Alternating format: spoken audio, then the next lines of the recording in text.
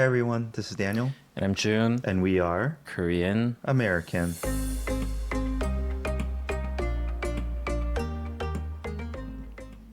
Hey Jun, Hey Daniel. how are you? I'm okay. So last week was Seoul, right? So I went home. Happy New Year. Yeah, Happy New Year. I don't, this is so weird. Why? I hope we just had one New Year's. But then just make it 4 days and then have a long holiday on the actual New Year's. I see.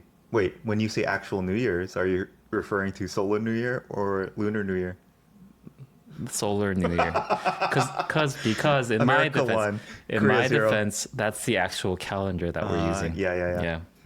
Because I think I already mentioned this in some other episode, but like having two starts, it just makes that whole like January to February kind of dragging. Yeah, Yeah. I get it. Yeah. And then you have to say Happy New Year's twice. Yeah. But anyways, I still crack up, by the way. Every time I hear Lunar New Year, I now immediately think of Solar New Year, which I think when you mentioned it that one time, it was Oh, the yeah. first time I ever heard it in my life. yeah. But now I always think like, oh yeah, Solar New Year. Yeah, Solar New Year. Try saying Happy Solar New Year. Dude, I'm going to get the weirdest looks, especially in the US. Anyway, so I went back home and my dad told me because always has like a chronic like sleeping disorder thing, which I kind of had too. Oh, yeah. But so like it's a thing where we like share our You commiserate over your sleep issues. that a little bit, but more about like the remedies that we Oh, found yeah. helpful. Uh-huh. And this time he was like, I cut off coffee and it really helped. Right? Oh, wow. I'm not really going to do that, but I just for some reason I did it today. Yeah. And I feel so tired. Oh, this morning you didn't drink Yeah, coffee. I didn't drink coffee. Or like throughout the day I haven't. But you also said you got bad sleep last night. That's true. That's the last day you should cut off coffee. Sorry. Maybe I should actually Next time you have a good night's sleep, yeah. no coffee, and see how far you can go. That's a good point. Anyways, that was me today. I had the same problem actually. I drank a small glass of decaf, like half cup, Yeah. maybe 4 p.m. yesterday. Yeah, I couldn't sleep until like 3 a.m.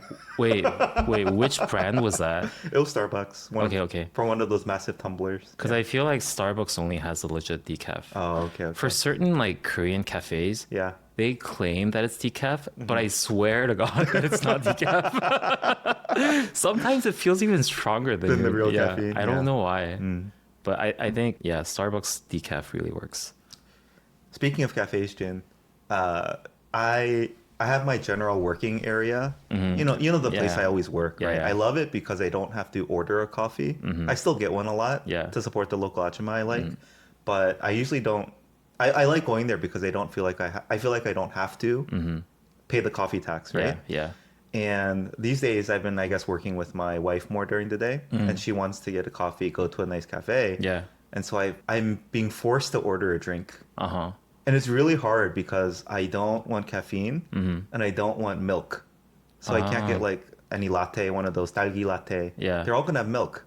So I'm really struggling with drink orders. Because of the lactose intolerance or just the taste of milk? Lactose intolerance. Okay. Yeah. But you will happily have a latte if it's like a soy thing. Yes. Okay, cool. Yeah. I don't know. What would you recommend I order? In like a Korean cafe? Yeah. Like misogaru latte? Oh, yeah. Okay. The other thing is what was it? Omija cha, like some of the tea options, Yeah. the aids, they have so much sugar. Ah. So again, I either have to drink caffeine, drink milk, or drink sugar. There's no options for me. Just ask them to put less of the syrup. I know that they pre-make the thing so that if you ask for less sugar, then they'll be confused because they don't know how to do that. Oh, less syrup. Yeah. Oh. How would I say that in Korean? Oh. 좀 덜게? 아, 묽게. 덜게. Isn't 덜 weak? 약? 좀 약. 약하게. What's 덜? 덜? 덜 넣어주세요? Oh, isn't that less? Yeah. Okay. 시럽 덜 넣어주세요. Okay. Would Yeah. that work? Yeah. 시럽 덜 좀 주세요. 덜 넣어주세요. 덜 넣어주세요. Yeah. Okay. Yeah. 시럽 덜 넣어주세요. Yeah. Why are you laughing? Because it feels like it became like a Korean 선생님? class. Yeah. Okay. Well, June, today is Oh yeah, you're so Sunday, organized. Sunday, February 22nd.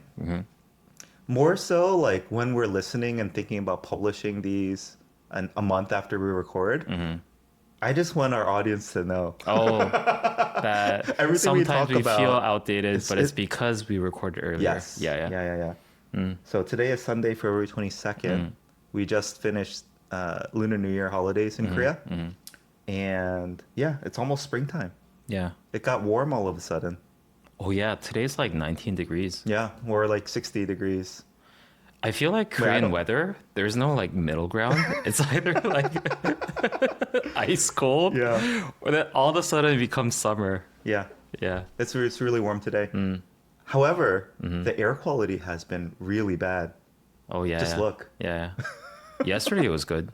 Yesterday was good. Yeah. Yesterday I actually went out on a 산책, on a walk. Uh-huh. And I looked up in the sky and I saw like very clear stars. You could. Oh, at night? Yeah. You did a sun check? Oh wow, Jun. Yeah. Solo? 솔로. Solo. 솔산. Well, okay. In regards to the weather in Korea, Yeah. do you know this term called 사만사온? No, I know Sam is 3. Yeah, and 사 is 4. Yes. Which is correct. Okay. So 삼한사온 is, I think, a term that most Koreans would know what this means. It refers to the weather characteristics of winter in Korea. Okay. And it's like 3 days of coldness. And then the 4th day it'll be warm. Oh. And it's like very scientifically, or like it's not scientific, but empirically, Yeah. very true. Plays out that way? Yeah. Oh. So 삼한 3 사온. days of cold, 1 day of warm. 3 Yeah. days of cold, one. Oh. What is the samhan sa hon? On. On. Yeah. So on I know is temperature. Or in some cases warm. Oh, it always means warm? It 온돌? Oh yeah, it means temperature. Yeah. But sometimes it's used to describe warmth. Oh, not Yeah. just temperature. Yeah. Okay. So How about the han and samhan? Han, like there are a lot of words that I know, but pretty sure you don't know that. Han. You don't know the word hanpa, right? No. When there's like a But it just means cold. Han means cold. yeah. In this case. Yeah. Okay. Got it. 사만사온. Another quick news that I wanted to share. I don't know if I really want to share this, but We're not on news. Is it daily life news? it's a daily life personal news. Yeah. Okay. Too late now. You committed. So I went home to Daegu, Yeah. and so to describe how my house in Daegu looks like, so my parents moved out from the city and they built a house in the 시골, right? And so, but it's not like it's a 시골, but it's still a village, so there are a lot of houses adjacent to it. And so there was a main house that we built, but over time we bought out adjacent houses. Oh, Jun. 부자. It's not because okay, here's the thing. It's not because we're particularly 부자. It's because the old people, when they are too old to live there, Yeah. they kind of want us to buy their house. Okay. There's like this pressure. Oh, really? Yeah, because like we're the people who came from the city Ah. and they want us to buy their houses. Yeah. Yeah. So I think that's how it worked out. So there's like They want to cash out of their old home so they Yeah. can move into more convenient Yeah, like yeah. 아파트 Yeah. or senior living. Yeah. Okay. And they just find it very convenient that we have like this neighbor who came from the city. And I think they think that we can afford to buy their houses, which is like really cheap. Okay. They're houses that are like 100 years old. Okay. Hanoks, right? Yeah. So we bought like 2 adjacent houses. Uh-huh. And which like my parents really enjoy because they have like their garden there. Yeah. And they sometimes use that old house to just like sleep in there. Oh, really? For some reason. I don't know why they're not using the main house. Yeah. So it's like their little like garage place, right? But one of them caught on fire Oh my gosh. and it completely destroyed the whole house. Crazy. Yeah. Wow. There like helicopters came. Oh my goodness. Yeah, it was crazy. Oh, I bet this made the Daegu news maybe. I don't know. Okay, But it was like absolutely. really bad. That is scary too. Yeah, completely They weren't destroyed. sleeping there, hopefully, when it happened. No. My dad was in the main house. The main house. Okay. So he could have he did get there early, Yeah. relatively early, Mm-hmm. but still he couldn't like do something about it. Wow. Yeah. Do you know the root cause? What caused it? No. No. But anyways, another funny story that stemmed out of this is that Yeah. we had a fridge there. Yeah. And even with that massive fire that destroyed the whole house, that burnt down the whole house, when you open the fridge, things are still frozen. Crazy. I bet your mom was happy. No. So the thing that I I'm wanted just to talk kidding. about is that you know how my mom and your mom is kind of similar Yeah, in that yeah, they yeah. like they can't really throw Throw away away. food. Mm-hmm. And this was a very good excuse for us to throw away everything that was in that fridge. Yeah. And so me and my dad and my mom, we did the thing where we took everything out of the fridge. Yeah. And then we were trying to bury the food in their Uh-huh. garden, right? Yeah. So we had to like open all the Tupperware or like the plastic bags and everything. Yeah. So we had to see what's in there. It's like ridiculous. Like certain containers, yeah. I kid you not, it looks like something that I would just think that it's just a leftover Yeah. from like a delivery food thing. Yeah. That like I would feel that I ate it completely and I just like put it on like the kitchen top or something. I know what you mean. Yeah. It's crazy. Yeah. And there's so like the amount of diced gochu Yeah. pepper. That you just couldn't throw out. Yeah. Yeah, it was crazy. I felt a sense of catharsis. Yeah. Getting rid of it. Yeah. Yeah. Did I your think mom fight my you? mom. Yeah, I think my mom felt that too. Okay. Yeah. Like a good excuse. Yeah. It's okay. Any closure though is now everyone was safe. Everyone was safe. What are you gonna do with the land now? Rebuild? Just So use when it I as arrived to Daegu, my dad said that it happened yesterday. So it was very recent. wow. Yeah. Yeah. So he's still thinking about it. Man. Like he had like ideas of actually turning it into a garage, Uh-huh. like where you can park the cars. Mm-hmm. But yeah, they're old. Dang, It's yeah. gonna happen very slowly. Yeah. I'm glad everyone is safe, Mm-hmm. and hopefully there was nothing sentimental lost. My dad said a little bit. Sorry to hear that. Yeah. But I think most of the things were kept in some other storage. Yeah.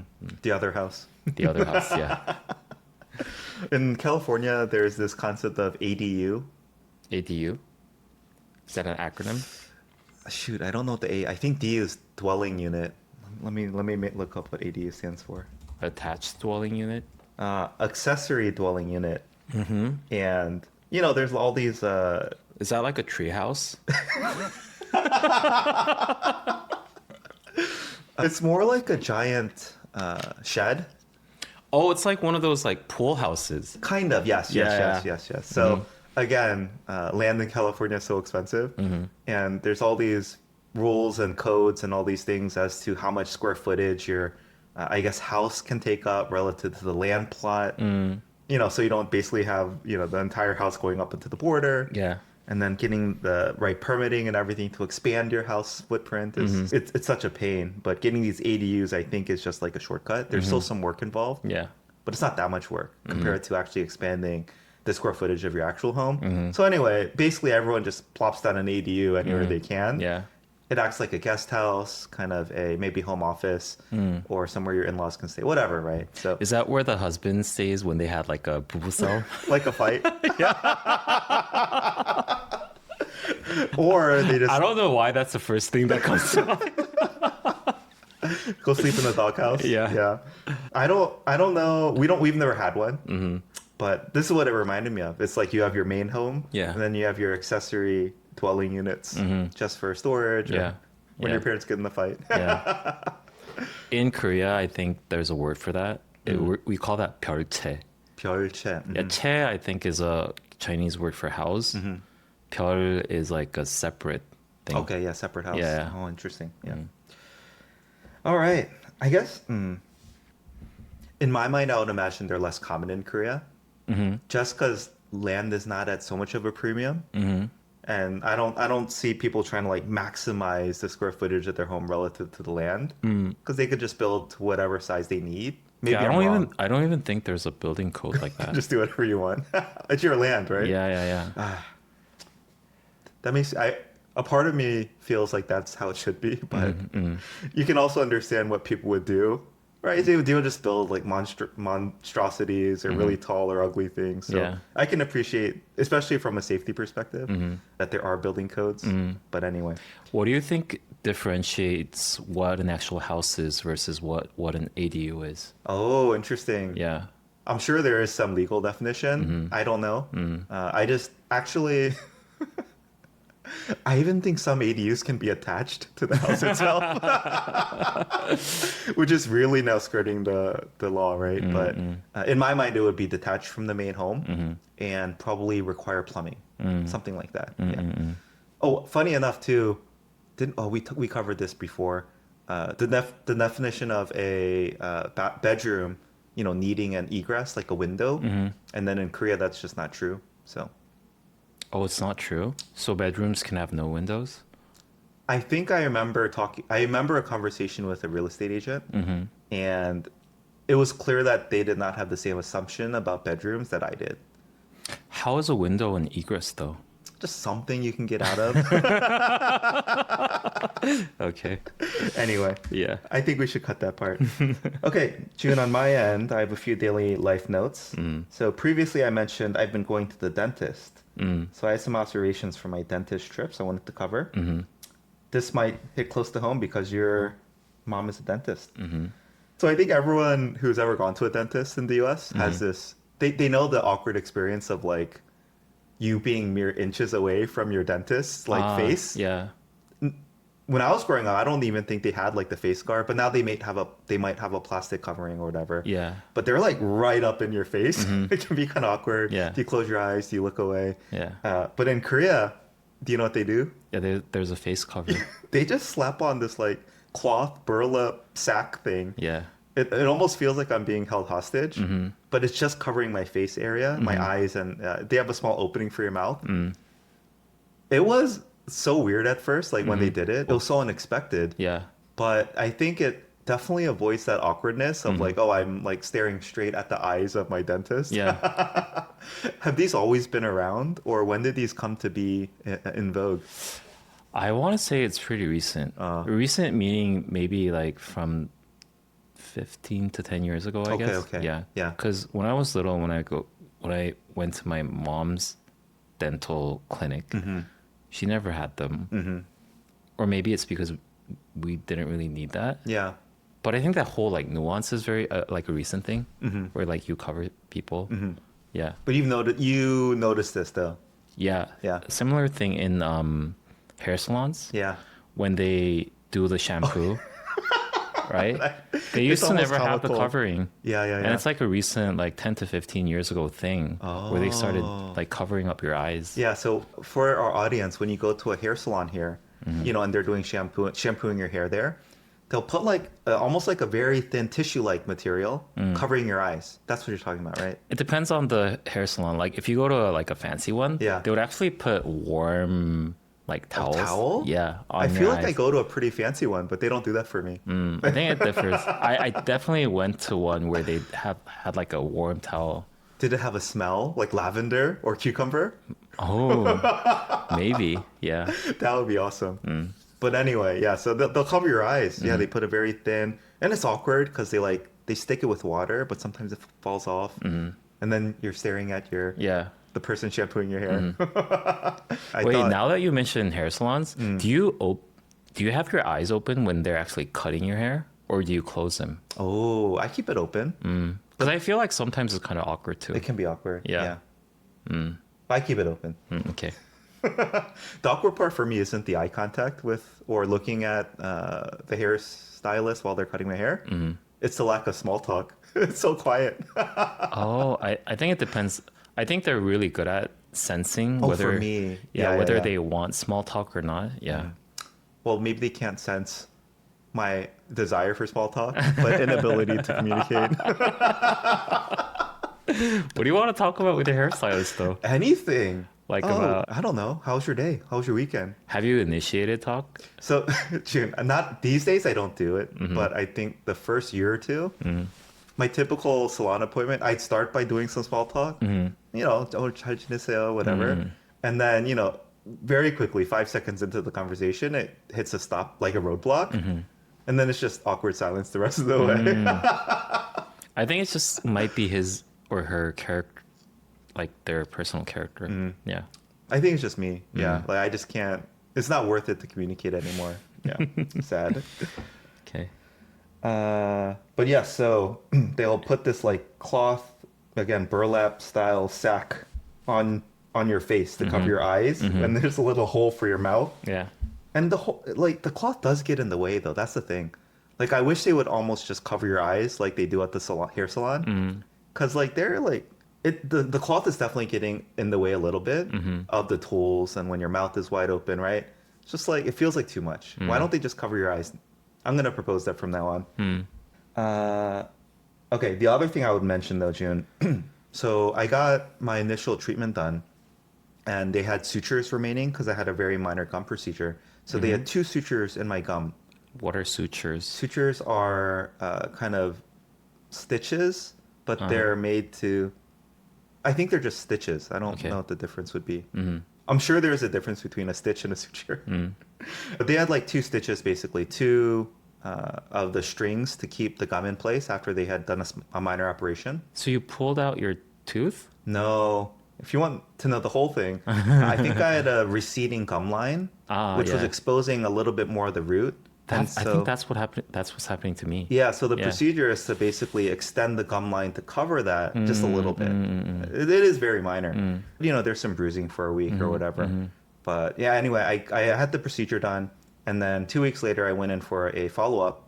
And it was supposed to be to remove the suture. First of all, I am literally in and out of the dentist for like 5 minutes max. Like I check in, I get seated, they remove the suture, and then I get sent away. Yeah. It was the fastest thing ever. Yeah. And then, to my surprise, they only removed one of the sutures.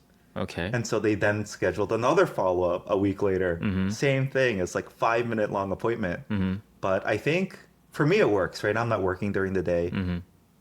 This would never happen in the US. Like this idea that you can just hop in anytime, 5 minutes, right? Like they're going to, I think, try to do everything all at once for sure. Because you don't just walk there on your way to work or back from work or whatever. It's just not so accessible or convenient. Yeah. Right. So it was something nice about this neighborhood dentist kind of almost assuming I can just come in for a 5-minute appointment anytime. Yeah. And they'll spread this out over like 3 different meetings when it could have definitely all been done in one. So I liked it about it, but I just couldn't help but feel how weird this was. Yeah. Like getting in and out in 5 minutes, first of all. Honestly, it was like 3 minutes, but 5 minutes generously. And then staggering out these appointments over a series of shorter trips. I think there's something nice about it. Yeah. But yeah, felt very foreign.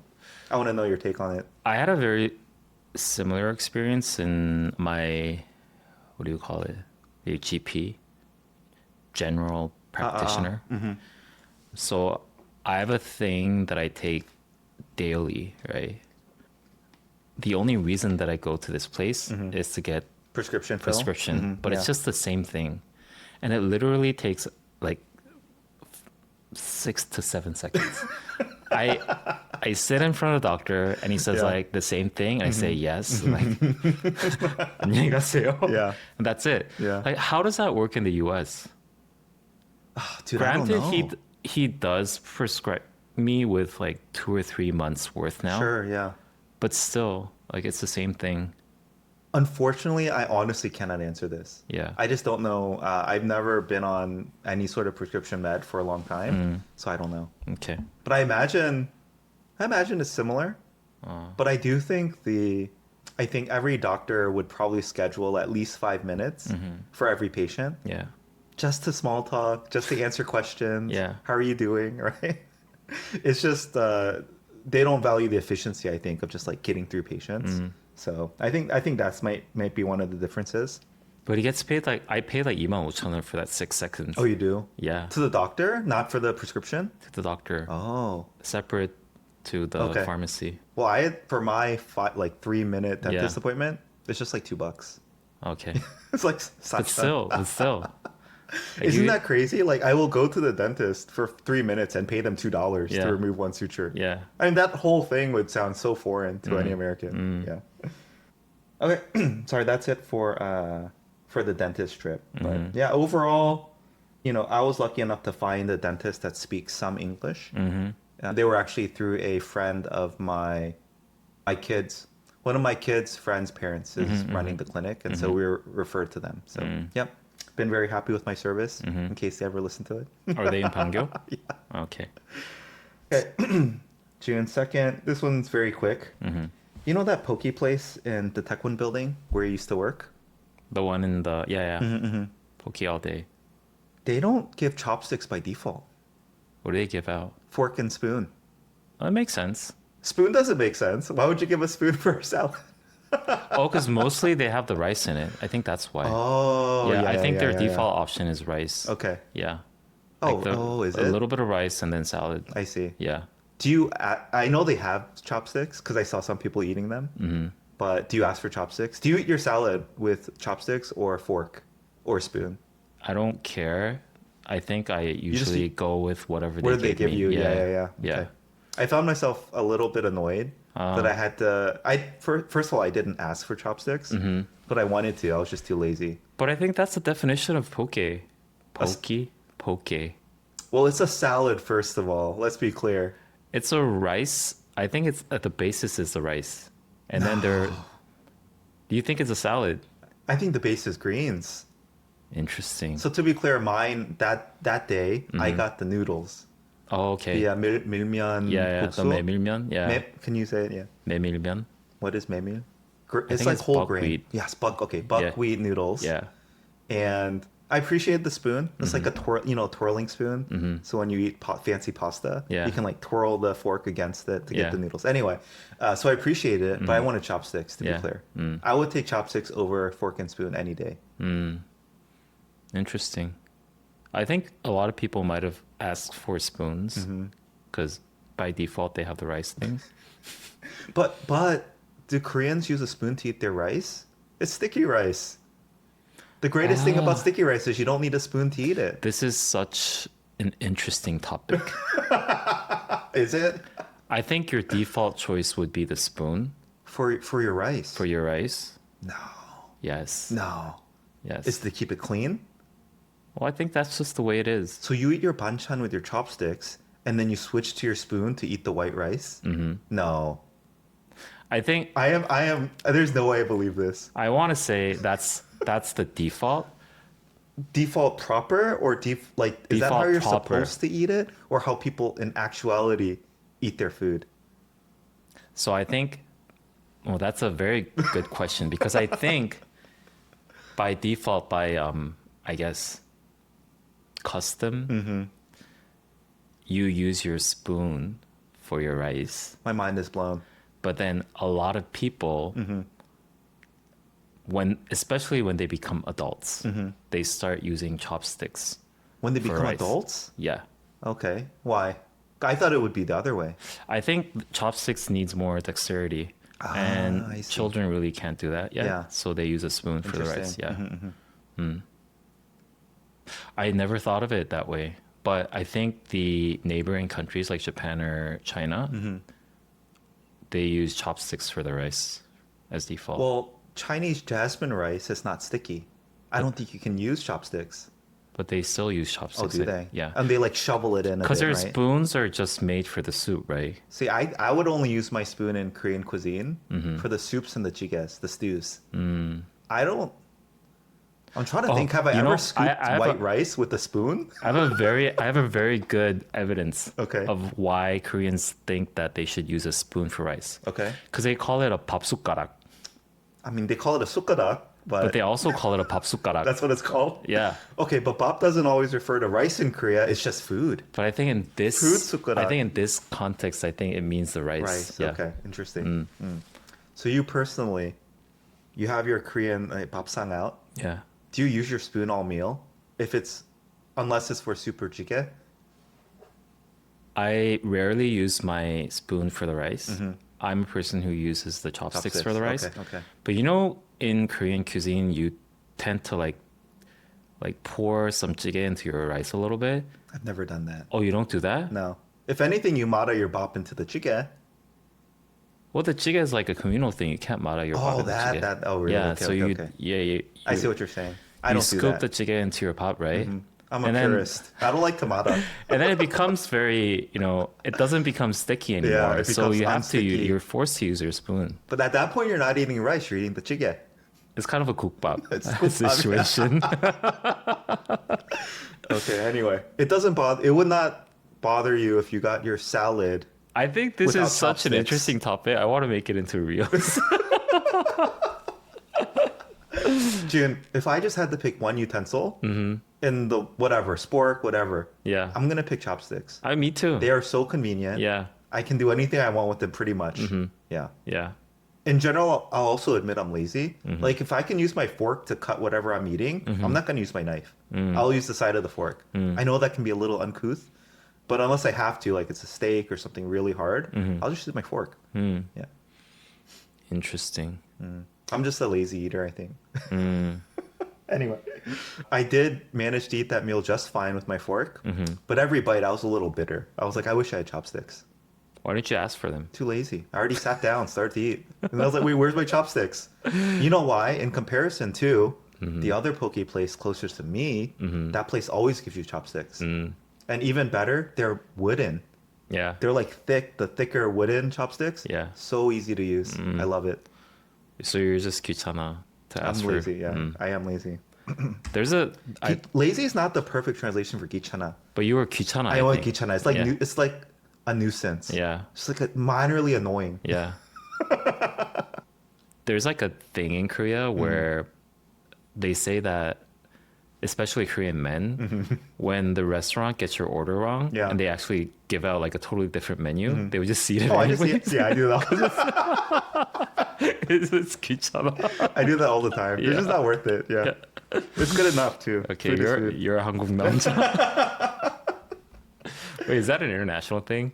Is that a Korean thing? No, I think it's more international. Oh, yeah, for, yeah, yeah. For men? I mean, it's like if they got it wrong, Yeah. it's not worth it. Yeah. Just let me eat it.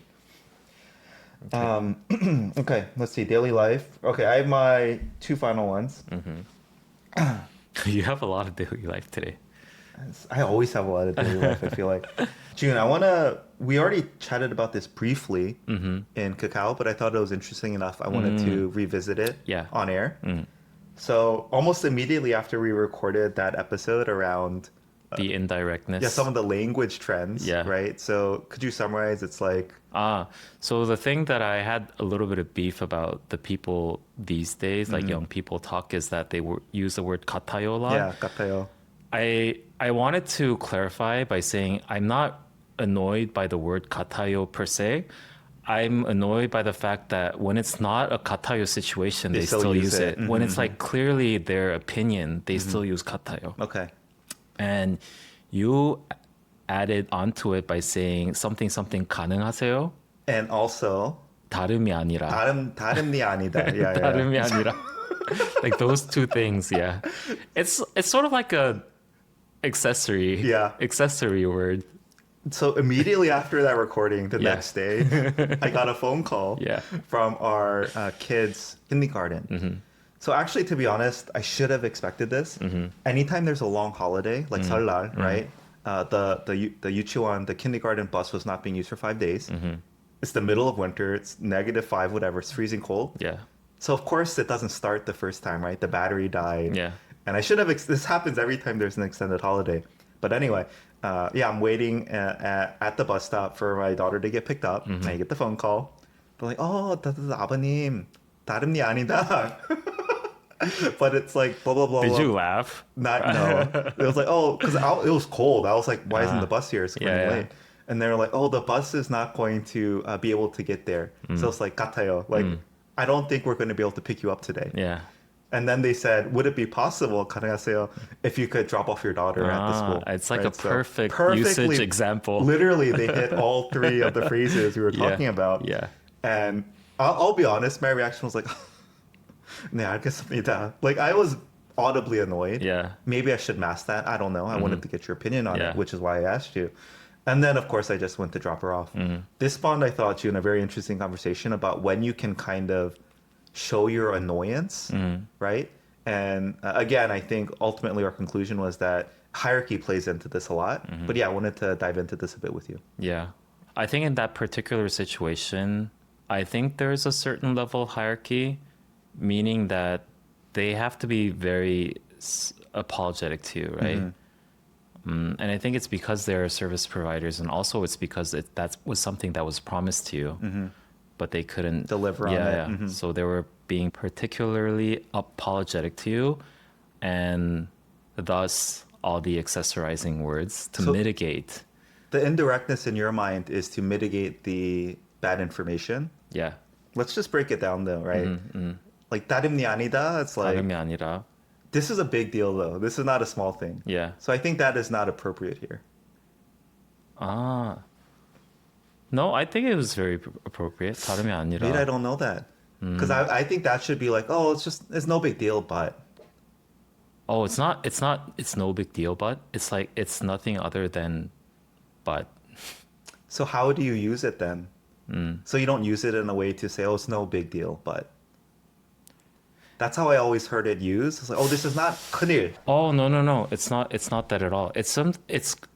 I don't know if the actual word itself, the meaning really matters, but in just like conventional Korean talking, I think when someone starts their sentence by 다름이 아니라, I think the counterpart sort of it gives you a sense of like, I should prepare for certain news Oh. that is not expected. Oh, see, I thought it was the opposite. Yeah. I thought it was like, oh, don't worry, it's not a big deal. Ah. You don't have to be stressed. I with feel this like this is conversation. something that you might not expecting, but kind of nuance. Oh, okay. Yeah. So in that case, I would say it's appropriate. Yeah.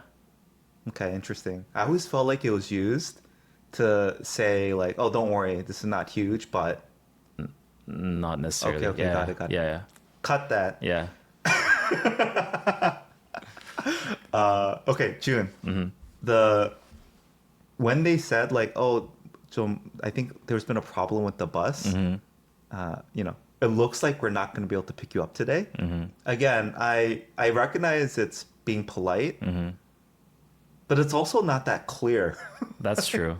Yeah. Like for me, I'm just like, can I wait longer? Yeah. Is it not coming? Yeah. And then of course they said like, oh, like, do you think you would be able to like drop off your daughter today, Yeah. right? Yeah. And in my mind, I'm also thinking like, what if I can't? Like, what Yeah. if I'm at work or I'm late for a thing? Like, what am I supposed to do? I can't say no anyway. So I feel like in that way, it's like the indirectness, it irked me a bit. It did bother me just Yeah. slightly. Yeah. So I'm like, well, I have no choice. So why are you Yeah. asking me if it's possible? Yeah. That I resonate with Like, you. what if I said like, oh, like I literally have no choice. But if I Yeah. said like, oh, 안 돼요. Yeah. I'm late for a very important meeting. What would their response be? Yeah. I understand why you were slightly annoyed. And I also think that's a nuance that certain Korean people also struggle with too. Like I think there are different degrees in which people understand language, right? Certain people, including myself, tend to understand language more on the face value of what they're saying, versus certain people know how to like read the subtle nuances very well, and regardless of how indirect the counterpart might be, they just understand what they mean kind Yeah. of. I struggle with that sometimes too, right? And as a person who's like tend to be more like technical, and I think that's one of the reasons why I hate the word something 같아요, because by face value it means that it seems like that. Yeah. When it's like your opinion or even your feelings. Sure. But I'm like, I know that there are certain people in Korea who get actually annoyed by that and actually say like, 뭐 그런 거예요, 그런 거 같은 거예요, right? I never do that, but in my mind, I think that a lot. Yeah, But to be clear, responding in that way is rude. Like if someone Yeah. says 같아요 and it's like, well, is it or isn't it? yeah, that's like kind of igniting. Very aggressive, yeah. right? Okay. But I think the equivalent of that in English is that sometimes people say like, do you believe in that or do you think that? Yeah, If someone sure. says like, I think something, Yeah. right? I think it's kind of similar. Yeah. Okay. Do you think what would your response be to my response? Because you know, I'm very much like where my wear my heart on my sleeve. That means I don't hide my emotions very well. Maybe obviously. Yeah. But I was like, 네, 알겠습니다. Yeah. Like it was just a defeated like there's nothing else I can do. 어쩔 수 없어. Yeah, 어쩔 수 없네. Is that warranted or should I say 네, no big deal. 네, 가나세요. Do you think it's warranted to express your emotion in this situation? In that situation, I don't think it's a big no-no to just like, because I don't think it was that aggressive either. Just like expressing a little bit of your disappointment, I guess, right? Okay. I think that's fine. Okay. Yeah. Because in my mind, a proper Korean would have been very polite. It's like, oh, nah, no big deal, like really perky and upbeat. And as soon as they hang up the phone, like start cursing, like, 이거 뭐야? Yeah, so when you said that in Kakao Talk, Yeah. I kind of thought that you have like this very specific, particular perspective towards how Koreans behave. You always have to be polite face to face, and then you can express your true feelings when it's just you. But I feel like that's a bit exaggerated in that I don't okay. think most people would be like very perky, and then after they hang up the phone, say like, oh, like, right? Maybe it's from drama, it's just over dramatized. Maybe a little bit. I mean, there must be certain people like that, but I think Korean people are more blunt in that they are not too afraid to express their feelings. Yeah. Yeah. So you don't think I should feel bad having like, because I think after I hung up again, I felt bad that I might have made the person calling me feel bad. Right. Ah. Like, oh shoot, like this guy was really annoyed. Like, oh, I really let them down. No, it's okay. Okay. Yeah. All right. I think they were prepared for that a little bit. Yeah. Yeah. They're just calling up every parent, Yeah. being the bearer of bad news. So. And I think your reaction wouldn't have been the worst. I think they're very demanding Koreans. Yes. Yeah. Yeah. Okay. There's two more things. 그걸 지금 알려주면 어떡해요? That's true. It was a little late. Like we were Yeah. already waiting before the call came, but I just imagine a lot of people saying that. 그걸 지금 알려주시면 they should have a before the message say, just a reminder, this is someone's dear daughter that you're about to speak to. Oh, Panim. Anyway, okay. There were two offshoots from this too. I wanted to talk about. One was hierarchy. So you said if anything, like the service provider, the daycare in this situation or kindergarten, they feel like I am a higher hierarchy in a sense because I'm like the paying customer. I chose them, right? in that context, yes. Yeah, I thought was interesting too. Because if anything, I feel like in the U.S., I guess the options are still limited. In a sense, like it's competitive getting accepted by some of the daycares or kindergartens. So you feel lucky in a way, even though you're paying. Like, oh, I got in, or they accepted me. Yeah. Just quite frankly, because of density too. Like, there's not that many options near you. You have one, maybe two. Yeah. And so you have to like get lucky to get in a lot of times. So I thought that dynamic being flipped was very interesting. And I think it's, again, just the density that's afforded in Korea, but also just the service mindset. I think anytime someone is paying, they're naturally in the higher position, right? Yeah. And I think that was an interesting, this was another interesting expression of that. Yeah.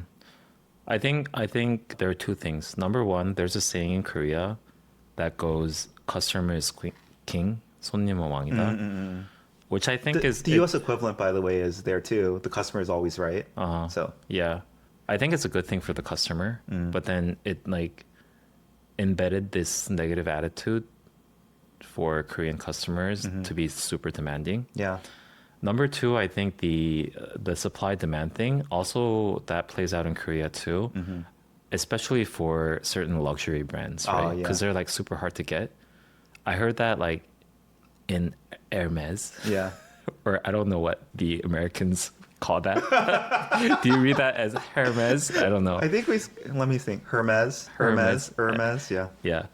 Anyways, I heard, I've never been to an Hermes store nor I own any Hermes products, but I heard that if you want to get a bag, you have to accumulate a certain points. Oh yeah. And so you can't start with a bag. Yeah. You have to start like buying stuff so that you can prove that you're a loyal customer. I've heard Ferrari is exactly the same. Yeah. No, you can't just buy a Ferrari even if you have the money. Really? Which begs the question, like, how do you get one in the first place? Yeah. Well, I think there's ways to eventually be able to purchase one. But anyway. Yeah. So I think in that case, I think that hierarchy thing completely flips. So you're saying the Hermes retailer has Yeah. more power? Yeah. Yeah. Okay. Interesting. So that supply demand thing.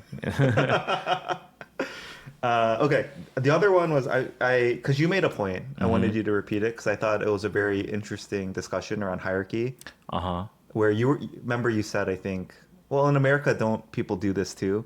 Like hide their true feelings in front of their boss or whatever. So Yeah, this is how I felt when I was working for an American company, right? Because there are a lot of like very official or polite sounding expressions that are especially used in the workplace that at certain points I didn't know how to like manage the level in which how polite I should be, right? So I always went with the very polite, but sometimes I saw people being a little bit more casual in the same context. So I don't have that like gauge yeah. to understand what is the right level. And I think that certain English expressions are also very indirect in nature. For instance, like, do you mind? Yeah. Is also, I think, is a good example. Because you don't care about the other person's what they're thinking. Actually, I think it's you just asking for It's it, like right? polite filler. Yeah. Do you mind if I? It's like the equivalent of something 가능하세요. That's true. Yeah. So I had to injunct that, so I was like, yeah, you're totally right. Yeah. This dynamic exists in the US. And so I started thinking like, oh, why does it feel a little bit different? The conclusion I came to is in the US, this situation comes up basically where you have to hide your true feelings or talk in a more indirect or polite way whenever hierarchy is involved, right? Where it's like customer service versus the customer. Yeah. If I'm at a restaurant, maybe the waiter or waitress has to be more polite. I see. Right. And then I was like, but in Korea, there's hierarchy baked into every single relationship almost. Yes. Right. The relationships where there is no hierarchy is very few and far between, right? Yeah. You have to be the same age, Yeah. friends. Yeah. Because even the default between two strangers in Korea, it's very polite, right? Yeah. I'd say in the US, it's like neutral. Uh, Or every individual has their own like personal, like how polite am I as a person, right? So even if you're like really nice or you're like my boss or whatever, you're like the most important person in the room. If I'm not a polite person, I'm not going to be polite too. So I just thought that was an interesting observation. Like the hierarchy is actually the fact that this dynamic exists between hierarchy. That's the same in Korea and the U.S. yeah. But there is simply just more hierarchy in the relationships in Korea than in the U.S. And so therefore, this dynamic of having to mask your true feelings, talk a certain way, be more indirect, more polite, it exists way more in Korea because of the hierarchy difference. I want to make another argument though. I think indirectness almost always accompanies with class because it's the more polite or classy way to talk. For instance, this is not an American example, but like the British royals, Yeah. I bet they talk in a very indirect way. Yeah. But they're in hierarchy wise, they're like the top of the top. Right? Sure. So I think that's kind of interesting too. Yeah. If you feel like you have to maintain a certain level of class for yourself, you're going to talk that way also. Yeah, I just think Americans we're not classy. No matter how much power or wealth. But like, by default, we're not classy. But like what if... But I think that's a good thing, Jun. We're not classist either, right? It's just there's no class involved. There are certain classes though, no? There are, yeah. But like, so my question is, what about like wasps? Okay. Do they speak in a different way?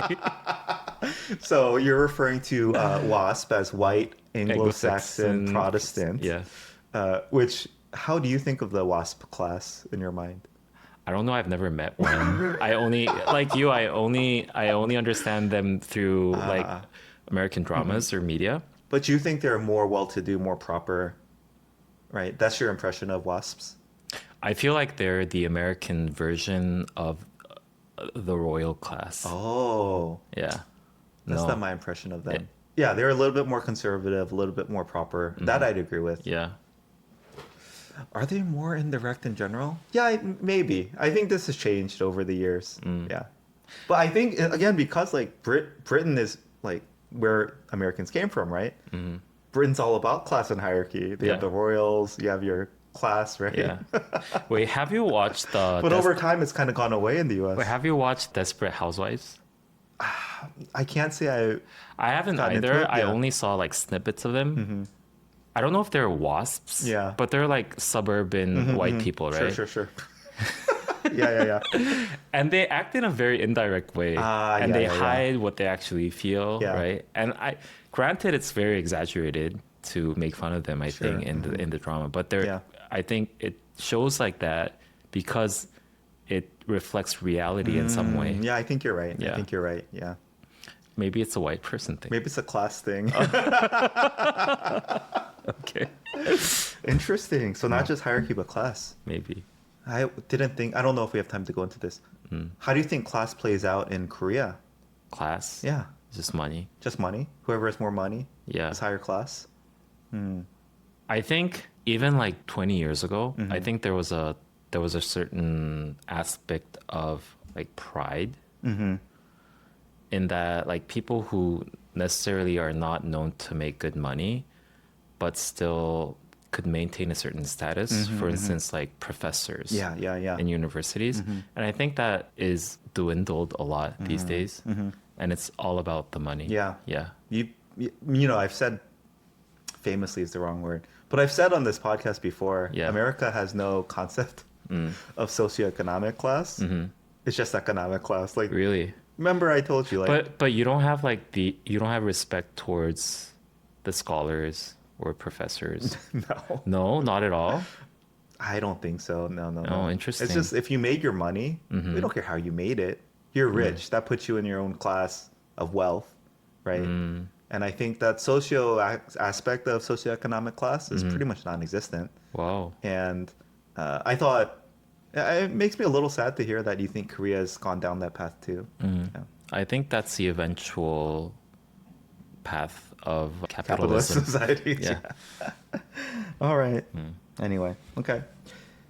Final daily life note, June. Let me stand up extra tall for this one. I got recognized. Oh, really? Yeah, as a podcaster. Oh, wow. When did this happen and where? Yes, it was just yesterday. So I was at a school function. Uh-huh. So a meeting of the international schools, let's say a few of them in Korea, and my son was participating. And yeah, basically, like I saw a woman kind of sheepishly coming up and said, "By any chance, do you do a podcast?" So it was one of your son's school's parents. So June, at first I didn't think this counted because I don't consider second Yeah. degree connections like that random, like, oh, they listen, Yeah. right? Because I assumed, like you said, it was another parent at the same school that, you know, my kids attend. Yeah. But it wasn't. They were a teacher at a different school entirely. Oh, wow. And so I'm pretty sure it's not a second degree connection. Why was that person there? Well, they were a teacher at one of the other schools that was participating. I said it was like a moim, a gathering okay. of some of the 4 or 5 international schools in the area. Oh, So, wow. Yeah. Did she say it in front of everyone? In front of my kids. So Oh, actually my kid wow. was like, they were like, that girl knows your dad, blah, blah, blah. I'm like, what?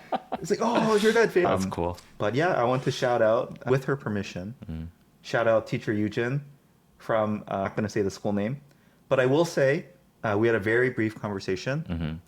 She is a self-taught English speaker. Oh. Her English was flawless, so good. Oh, cool. She never lived outside of, in an English-speaking country. She said she did have 2 years in China, but she never had lived in an English-speaking country. Yeah, there are so certain people who are gifted in that Yeah. way. Yeah. her English was spot on, so yeah. All right. Were you wearing that cap, by the way? I was not. No. I was not wearing my Yagi hat. Oh, that's cool. Very nondescript. Yeah. And to be clear, at the end, she was like, "Well, are you Daniel or are you June?" Which made me think Oh, she's a podcast only listener. Which made me think interesting. she only must have recognized me from my voice, That's crazy. which is wild, right? That is crazy. If you're listening, you know, Eugen, please confirm. But I think she literally recognized me from my voice. Oh, that is insane. That is insane, Yeah, right? Yeah. Cool. To be clear, I am kind of loud. I was like, oh, do you guys want snacks? Because it was my son and his friends.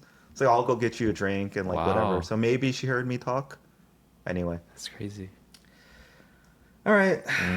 That's it for daily life, Jin. Okay. Moving on. To news. News. What you got? I got a couple things. Yeah, I have like 3. Okay. Let's start with the big one. The It's the Koreans versus the quote unquote SEAblings. SEAblings, SEA blings, Yeah. As versus in like the siblings. Knets. Yeah. June, when I first saw the headline was like KNETZ.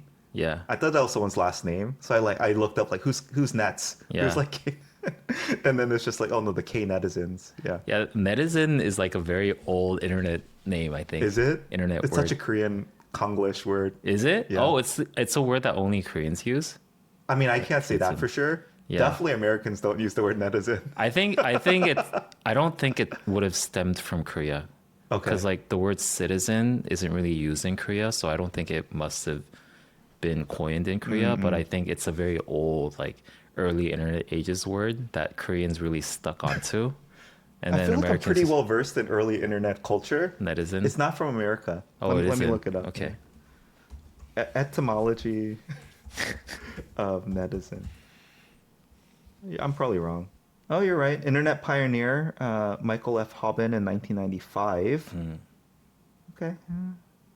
Chinese context gained official recognition with netizen. I think it's maybe from Chinese internet culture. Okay. Anyway. So I had to research myself a little bit. And I want to caveat this by saying it's a very marginal news. In Korea. Yeah. Yeah. I don't think most of my friends wouldn't know about this. That was my reading of it as well. Yeah. For my research. Like Koreans are just generally unaware of this issue. Yeah. I feel like the international audience are more interested in this news than Koreans. I think this made huge international news. Really? Especially in the K-pop communities. Okay. Yeah. So how it started is there's a Korean K-pop boy band called Day6, and they were performing at this arena in Malaysia. And I think there's a certain rule in Malaysian concert culture where you can't bring in like the big cameras.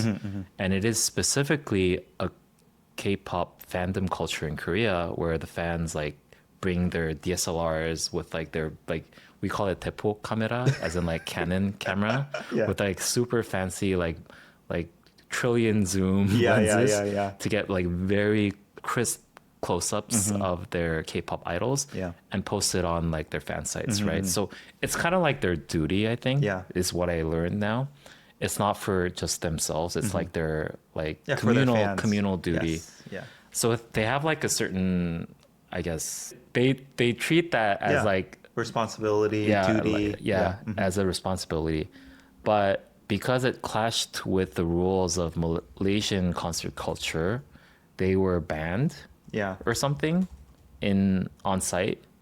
And then the Korean, like those K-pop Korean fans complained about it on Twitter. And that's how it started, right? It's like, oh, this is our like K-pop culture. You should respect our culture. And then the Malaysians were like, you should respect like our country's culture, blah, blah, blah. Well, specifically, I think they did break the rules. Yeah, they like did. the Malaysian stadium or whatever did not allow this level of like lens. Yeah. So. And then it became like this huge like dispute thing between the Korean K-pop fans and then like the other like Southeast Asian people like grouped together and called them SEAblings. Yeah. And like I think the main point for each part was that like this is so yuchie. But the Koreans were like, you're economically less developed, blah blah blah.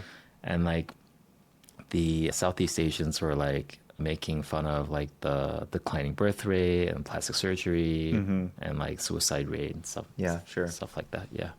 It got low. It's like it's like children. Sure. Yeah. But anyways. Well, let's just level set here. obviously the Korean needs to respect the law of the local Yeah. stadium, Yeah. country, culture, right? Yeah. And so they were in the wrong here. But I do appreciate that you brought the that color to the conversation, which is like, yeah, this is not just for my personal use. Yeah.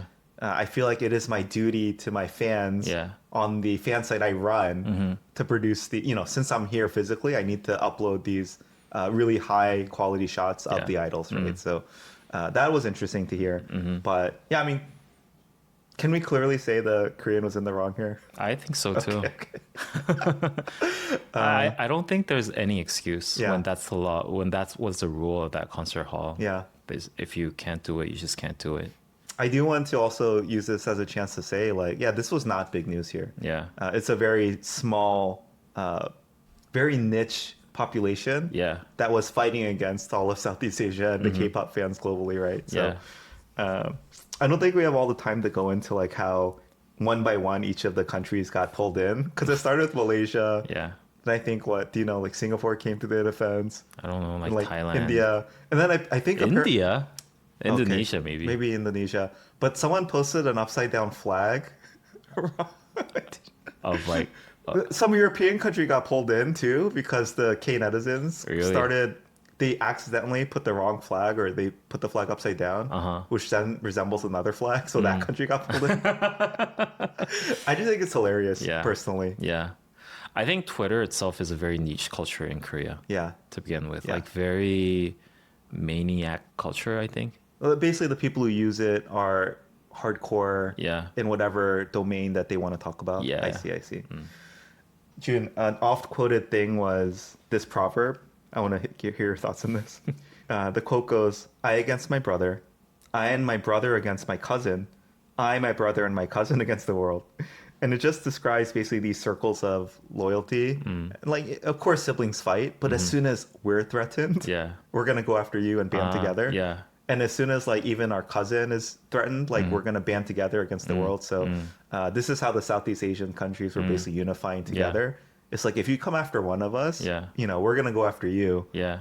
And then once you're, let's say, eliminated as a threat, we'll start fighting again Yeah. internally. I mean, it's not a healthy cause, but good for them to have like found this bonding together, because I know yeah. that they fight against each other a lot too. Yeah. So I think this is almost always true. The best way to bond with someone is to have a Common enemy. June, I wanted to bring this up in this light Yeah. because East Asia, namely China, Japan, Korea, maybe you can throw in Taiwan separately, but Yeah. they don't. Does this ever happen? Do they ever unite against a common enemy? I feel like between the three, sometimes two will gang up against one. But in what This case, is what I heard. In This what is what I case heard. has those three countries in East Asia ever been unified against a common enemy? I don't think ever. Ever? And this is what I heard. When Southeast Asians were like grouping up to become like a big thing, Yeah. Koreans wanted to pull in China Oh, and we Japan tried. together. Yeah, that's what I read. They were like, no, Nope. you're on your own. Japan and China were like, nope, you messed up. Yeah. Yeah, you got to figure this out on your own. So can you think of a single case where China, Korea, and Japan have all been unified? We never had a single enemy though. Maybe if you do in like the future history, Yeah. maybe we will. But sometimes two against one, right? Like Japan and Korea will unify against China. China and Korea will unify against Japan. Yeah, like in like the communist thing. Yeah. Communist versus what? The free world thing. Yeah. I think it's like Korea, Japan versus China. And like the Japan invasion thing. It's Korea, yeah. Korea, China versus Japan. That's I all don't think it's ever China, Japan versus Korea. Yeah. That would be sad. That would be bullying. Yeah. Okay. But yeah, I don't think there's anything else on this topic. Okay. It was very fun to read about. Yeah. Sorry if we're treating it too lightly. I agree with you. It just felt like all in fun. But I think, okay, should we bring it up? The aspect I think that was really triggering for Southeast Asians was that I do think they often feel, even though they're like the biggest fans and supporters of K-pop, that they're looked down upon by, I think, Koreans in particular, but East Asians overall. Yeah. and there was this hierarchy class within the Asians, right? Yeah, East yeah. Asia greater than Southeast Asia. Yeah. That was really triggering for them. And I think, again, the K-netizens added fuel to this fire by posting very racist things. Yeah. And so that's why it evolved into this, and let's say created such a, I guess, Korea became such a common enemy that all of Southeast Asia Yeah. basically banded together. Yeah. So I don't know if there's anything about this you wanted to talk about. I think Koreans are very racist.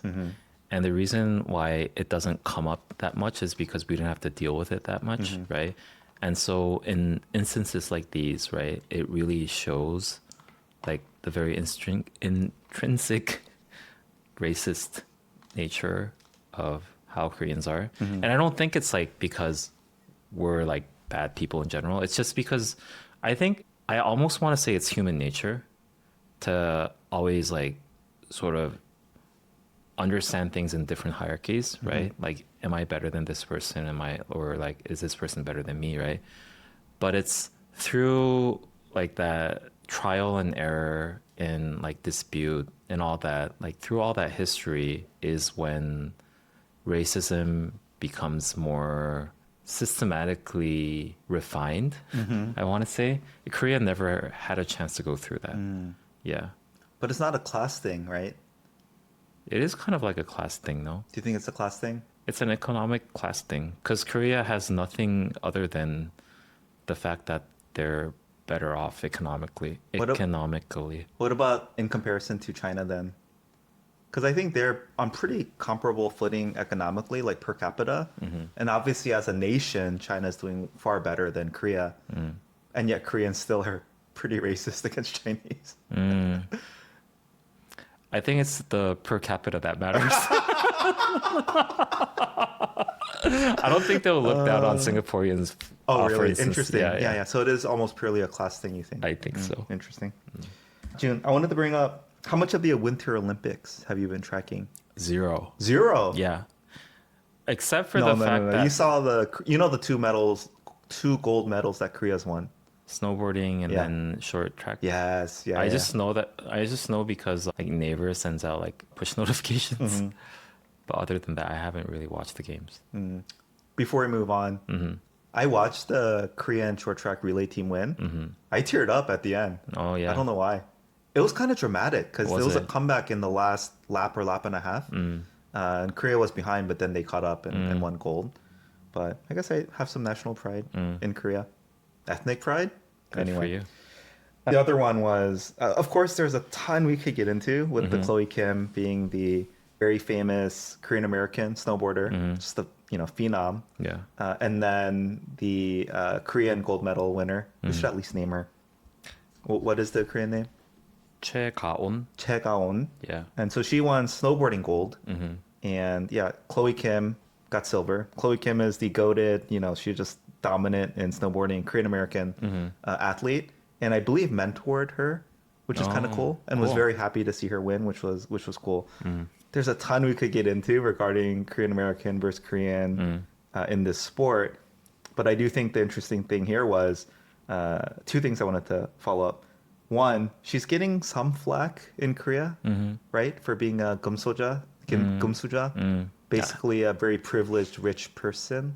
I know just a little bit about this because I only read like the headlines, but I think that so the apartment that she's living in, so apartment, what do you call them? Complexes are practically your villages in Korea these days, and the apartment that she's living in after she won the gold medal, they put like a banner thing. I love those things. By the way, this is a very Korean thing, by the way. Yeah, like, and it says like the pride of like whatever the apartment name. Yeah. Like, congratulations for getting the gold medal in the Olympics or whatever.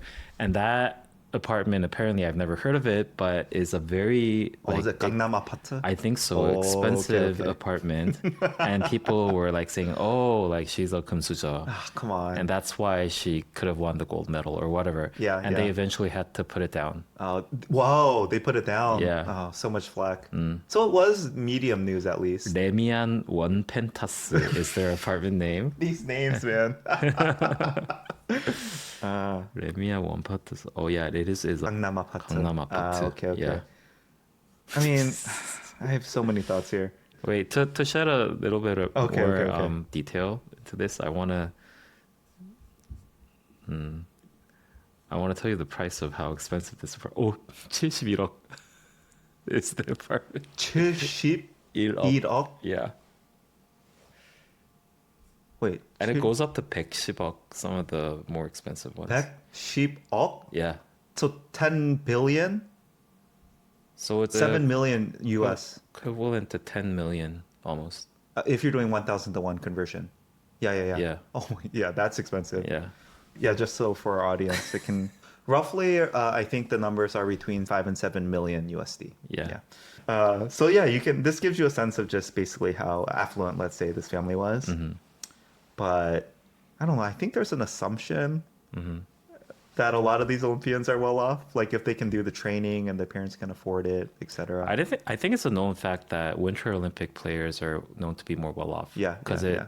involves a lot of like Gear, expensive equipment, gear. Yeah, training. yeah. Yeah, exactly. So, but June, this is a good lead into the second point I wanted to make on this, Mm-hmm. which is I think I sent you this article or post, at least making the circles in the expat or American Korean forums. Mm-hmm. Basically, it was screenshots of a lot of these forums or online posts with Koreans expressing the sentiment Mm-hmm. that does anyone else care about the Olympics this year? Like, why do I care if they win? Like, why are we even giving these Olympic medalists a pension Yeah. or a bonus? Yeah. Like, my life is so hard. I don't care at all. Good for them. I don't care if they win or lose. Like, my life is so difficult. And I don't know. It was shared in a way to say how sad Korean life is, but also just like how I would say they don't rally around like national pride anymore. Like they're not proud that a Korean won this gold medal or is doing well in the Winter Olympics. So I want to get your thoughts on that because it was sad for me to read. My initial thought is there is still a certain level of national pride in Korea, but I think as like certain people are more struggling in the economic scene, I think they become more bitter and they tend to exaggerate in the way that they express things. I mean, it does reflect reality, of course, a little bit. That one thing. And the other thing is that I think winning an Olympic gold medal has a lot of like financial implications to that. Not only the pension that they get from the government, which is kind of rare, right? They get for the audience they get like a lifetime pension if you win a medal in the Olympics. Yeah. So that on top of the fact that when they get famous by getting a gold medal, Endorsements. yeah, and you get everything else. you, Yeah. you get to shoot commercials and you like go on like TV shows and whatnot, and also all translates to financial whatever, right? So I think as the highly capitalistic society Korea is, right, everything translates to money, and if you're not doing that well, it's like there's a sense of jealousy, Yeah. and there's a sense of like a little bit of individuality, like you don't want to do like the nationalistic thing anymore. Oh. On top of the fact that they're getting pensions and all that, I think it's like people can get a little bit bitter. Yeah, I can understand that. yeah, But don't you still feel happy seeing Korea win? I do. Okay. That's why I think it's a bit exaggerated. Yeah, It might be the vocal minority. Yeah. Or just complaining. I see. yeah. Okay. But you think overall still like most Koreans are still like fills them with a sense of pride whenever a Korean wins a gold medal. Yeah, Okay. and I think this is also a reaction from how Korea was too nationalistic Before. I see. Yeah. It was like too much. Okay. Yeah. All right. Yeah, I still get a lot of pride whenever I see Americans winning. Okay. But I can sympathize. Final one, June. I can't remember. I think I brought this up. Do you know what Key One is? Yes, it's the Korean whiskey brand. Yes. Which you one time brought. I did, right? I think I put it here. Well, I think you brought it in our poker night once. Oh, did I never talk about it on the podcast? Maybe not. I'm not sure. Okay. So maybe like 3-4 years ago. It's been a while. I I got clued into the fact that Korea had a single malt whiskey that was distilled in Korea completely. Yeah. And it goes by the name of Kiwon. And I bought 2 bottles, one to give to a friend who was visiting, who was really into whiskey. And one I think I kept, and then we brought to our poker night, which we've talked about on this podcast before. And yeah, but June, it just achieved major global recognition. Wow. It won top honors in 2025 and 2026. Its Unicorn edition, Unicorn, I think won the best of class. I believe the best one outside of like the area, Scotland or whatever. But yeah, it won at a major international competition. Oh, wow. So it's been recognized. I feel like it's having its Kavalan moment, which was Kavalan was or Kavalan, I think, is a Taiwanese whiskey brand that just went, really popular 10 years ago or whatever because it won a similar award. So yeah, I will say I have not had this Unicorn edition. I tried the first bottle run way back when, from like 5 years ago. Yeah. Not very good. Not very good. In my opinion. It was okay. It was mid. But I think I just want to point to the fact that this to me is what Korea is so good at. Just like taking something and iterating and perfecting. And yeah, just 5 years later, it's only been 5 years, I think, since their first bottling. Yeah. They're now being recognized globally at these international competitions. So yeah, I think it's awesome. Cool. Yeah, I don't think whiskey is still as big in Korea as soju and beer and things like that, and It's wine. been a trend though. But it's trending, right? Yeah, I see a lot of new like whiskey bars. Yeah. One thing they cite for why it's so high quality, the extreme weather fluctuations in Korea. Oh, It gets really? really cold and also really hot, and Yeah. apparently that does something unique for it. So Oh, nice. Interesting. anyway, I will have. Sadly now, I just wanted to bring this up, June, because I tried it before it was popular. Yeah. Oh. The hipster in me wants to be recognized for that. And yeah, now it's just going to be hard to get a They bottle. totally redid their branding and stuff. Oh yeah, I remember you commenting on the brand.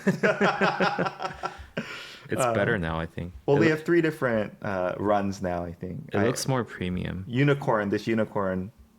There's like brand unicorn, did not tiger, and something. I tried the tiger, I think. Yeah, Ah. that sounds right. Why is it the unicorn all of a sudden?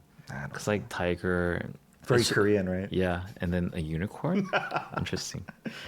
Okay. Anyway, if you see Kiwan, try it. I think it's going to be hard to come by, but I'm excited to try it again. Cool. Okay, my news is related to something that we talked about in our previous episode, which was the Super Bowl. Okay.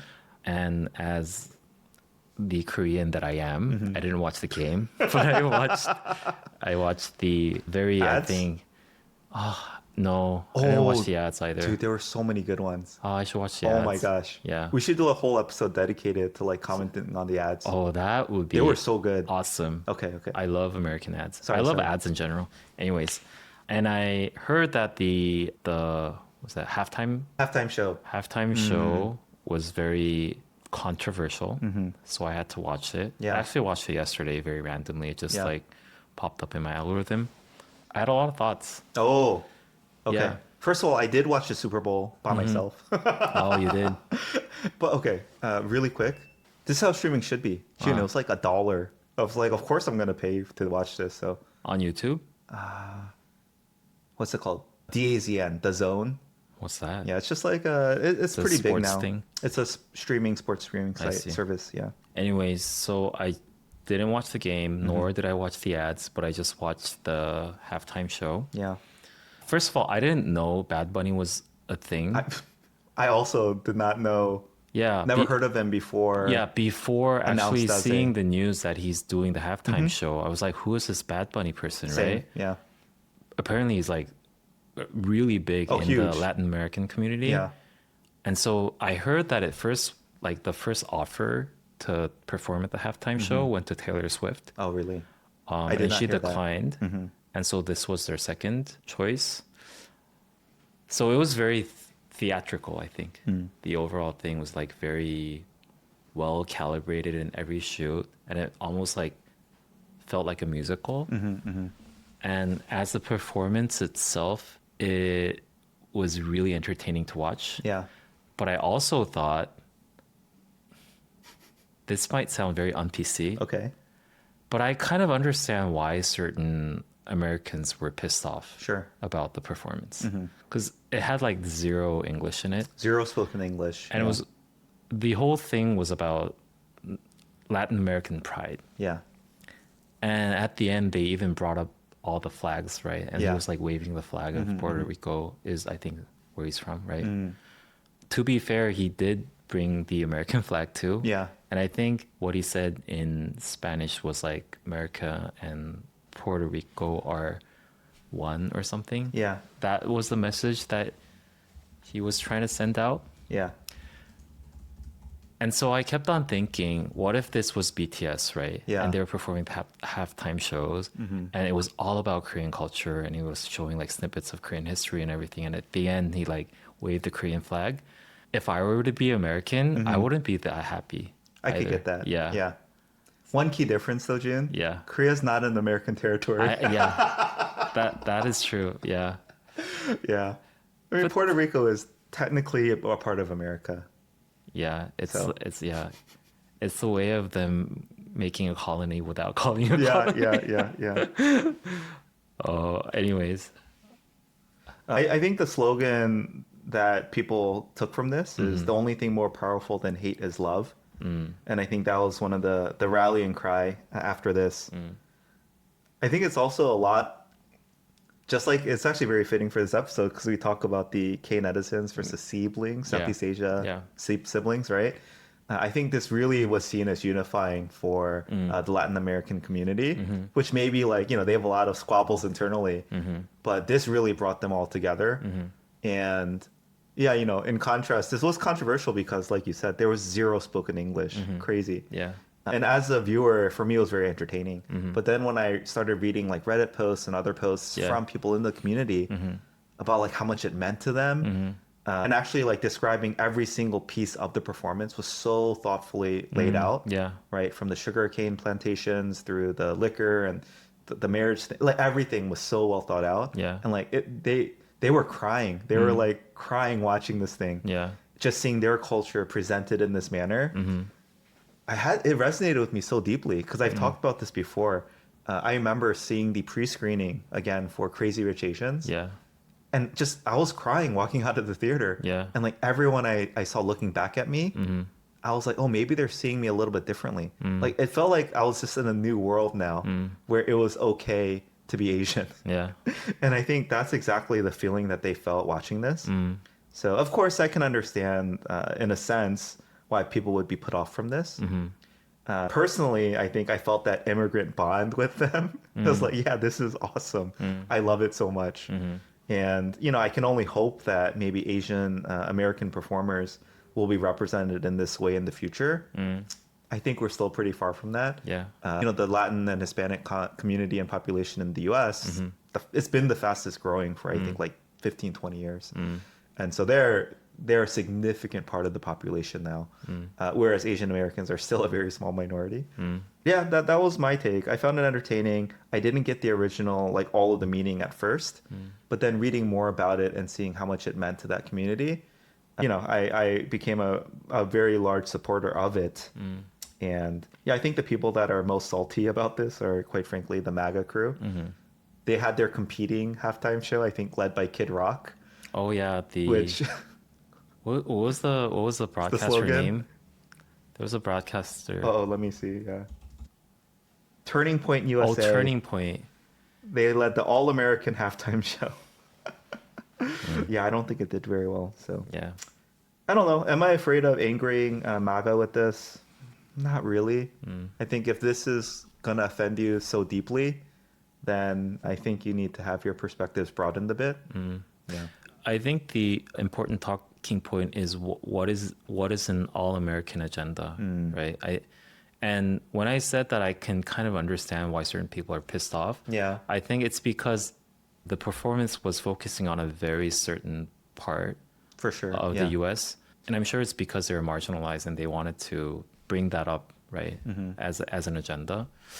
You've now seen 2 consecutive halftime shows. Yeah. What did you think about? Because Kendrick Lamar's last year too. Yeah. I don't think there was a single non-African American performer. Oh, that was a very... And they made a very clear point of that, right? That's true. Yeah. Yeah. But it's interesting. Your reaction seems a little bit different. Maybe it's because I could still understand what they're saying versus That's like, true. The language. Yeah. I could understand the thing. Totally. Yeah. Yeah. Maybe that's it. Anyways, like just talking about the performance itself, Yeah. they introduced two other artists, one being Ricky Martin, Yeah. and then Lady Gaga came out. Yeah. And that was like so out of the blue. I thought that was weird too. Yeah, But out of apparently context. she has. Wait, so she has French roots to be able to sing at the Paris Olympics, Yeah. and then she has Latin roots too. Interesting. Wait, why? Wait. I just assumed because she was there that. And she didn't sing in Spanish either. No. Okay. I heard that Bad Bunny really respects Lady Gaga and asked her to just join the performance just because he personally looks up to her. Oh, okay. Interesting. But because the overall performance was so colored in a specific way, Yeah. like her appearance was just like kind of out of context. Yeah, I think you're right. I don't think she has any Latin American roots. Yeah. Oh, that was random. Yeah. I thought it was random. Then I assumed she did have some connection. But now I'm more it was confused. it was just a token white person.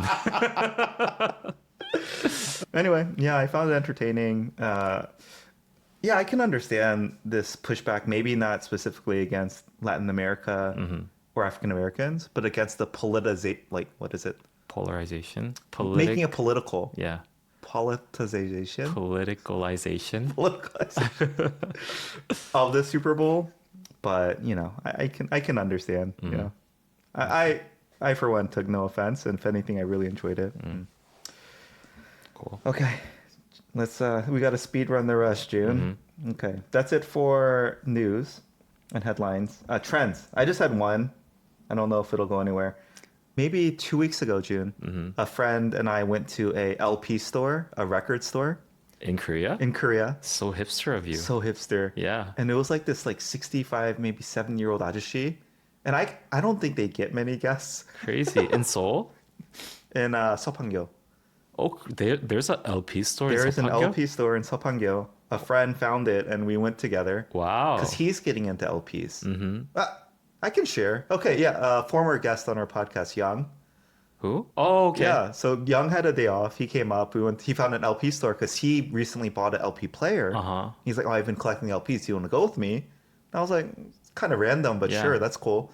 And then when I was there, Wait, but actually, he lives in Pyeongtaek, no? he came all the way up. Yeah. Oh, so it's that famous, this place. No, he came out to hang out with me. Oh, I see. And then we were looking at Oh, okay. we wanted to screen baseball at first, but we didn't have the time. It opened at 3. It was too late. Yeah. But anyway, he found this store because he's been getting into records. Yeah. And then when I was there, it became very emotional for me because it triggered these memories actually growing up where my dad also had an LP record player. And just like, it's a small world after. And like all these records I remember. And so actually I bought I bought 3 that I wanted to bring back to the US to give to him as a gift. Because I just know how much he loves classical music and I thought it'd be kind of a throwback. But yeah, ever since then, June, like every single restaurant I see, including the aforementioned Poke All Day, Has an LP has player. an LP player. Yeah. They don't play from it, but it's just for show. It's the aesthetic. It was a thing. So this for me is the trend. It's the LP aesthetic, retro everywhere. It's kind of already gone. It was a trend definitely like 5 years ago or 4 or 5 years ago. June is coming back. Just in this area, I can point to 4 restaurants in the Yeah. last week. No, that I has an assure LP. you, It's been there they from the already beginning? bought that 4 or 5 years ago and they don't know what to do about it. Because I know a lot of my friends did that. Yeah. I think it was during like COVID era Yeah. where they had people started to decorate their houses. And at the time, the so-called mid-century modern Yeah. was like a thing. You know what that is? It's like a zeitgeist. It's like a style of I've whatever. heard mid-century modern Yeah. before, for sure, but I couldn't Everyone describe was it. going for mid-century modern. Yeah. And for some reason, they had to have like a LP, LP player, player. there. Yeah. But, okay, that Poke All Day restaurant, for Yeah. example, that has one. Yeah. Has that been there from the start? I think so. Because that restaurant's not that old. I'm pretty sure because they're also mid-century modern themed. Okay. Yeah. No, I can also say for sure, June, there's a new Thai restaurant. It's opened in the last 6 months. Here? in Taekwon, and they also have an LP thing there. Mm. Maybe they've had it, Hmm. but the restaurant itself is less than 5 years old. I see. So Mm. I could go on. I found that I take a picture every time I see one now. I see. Maybe it's making a comeback again. But in your mind, this was a COVID trend that is just maybe continued As far on. as I understand. Okay, okay, Yeah. okay. Did you grow up with LPs? My uncle, so Uh-huh. my dad's brother, was really into music. Uh-huh. Or like my grandfather, he was really into music. He had like at least 10,000 LPs. 10,000? Yeah, I'm not even kidding. Yeah. So he had a lot of Uh, LPs. yeah. Yeah. Mm. But Did you have one in the house growing up? Was it played? not in my house, Okay. but in my Okay. uncle's house, he Yeah. did. Yeah. Nice. All right, that's my trend.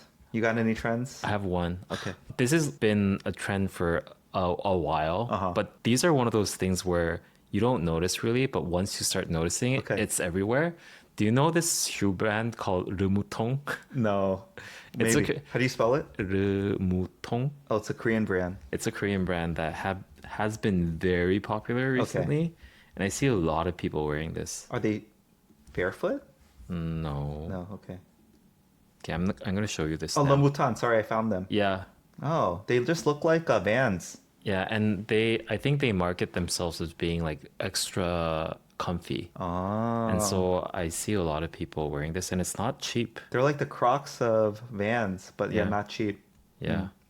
I have not noticed these, but I'll keep a lookout. Anyway, once you start seeing, They're they're everywhere. Yeah, Le Mouton. Okay, I'll keep a Okay. lookout. That was the trend. I think maybe the US equivalent of this could be Allbirds.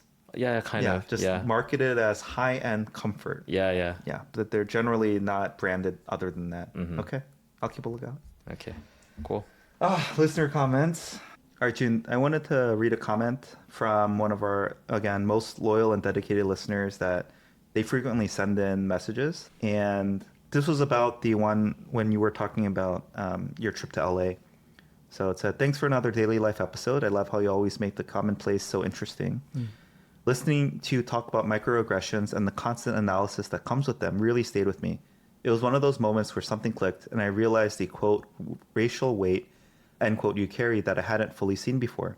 What's been sobering to sit with is that this realization came even though Daniel has shared so much about growing up as a minority, and even though I think of myself as an active and loud anti-racist. I focus so much on our shared values and similarities that it slipped my mind into a kind of race blindness.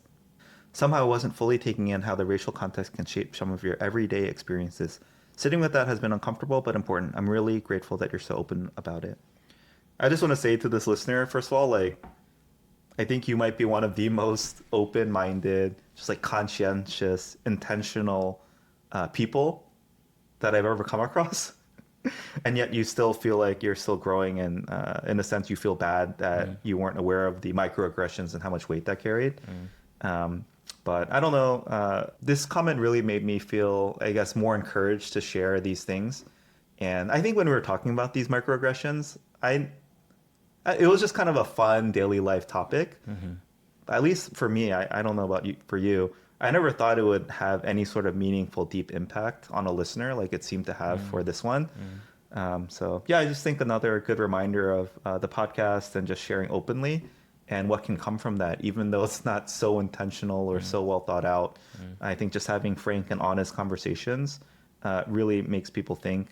Yep, it's just really encouraging, I think. So thank you for writing in. Yeah. Same as Daniel. I do read all the messages that she sends, but a lot of times it's just really well thought out and pretty deep.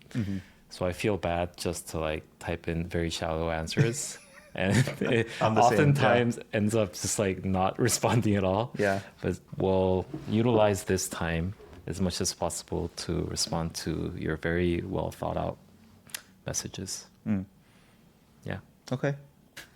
Well, that's it for this week.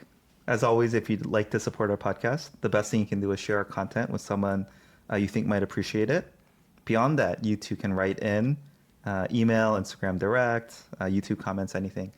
We promise we will read every single one, even if we don't respond to it in the moment. And we really love listening to feedback and hearing your thoughts on our episodes. Finally, if you want to support us financially, we have Patreon. For $1 a month, you too can get access to our Discord, connect with other listeners, give us feedback directly, and propose future episode topics. Since last recording, we have 3 new Patreons. First, thank you to Hina. Thank you, Hina. Second, thank you to Andrea.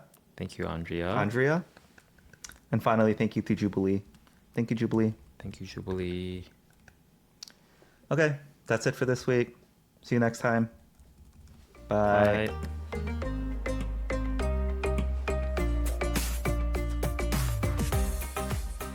But what happened to the last? Transcriptions, yeah. Like, Terrible. what kind of bug is that? I think they just probably changed models. It's embarrassing. Yeah. So weird. I think they're struggling with language, actually.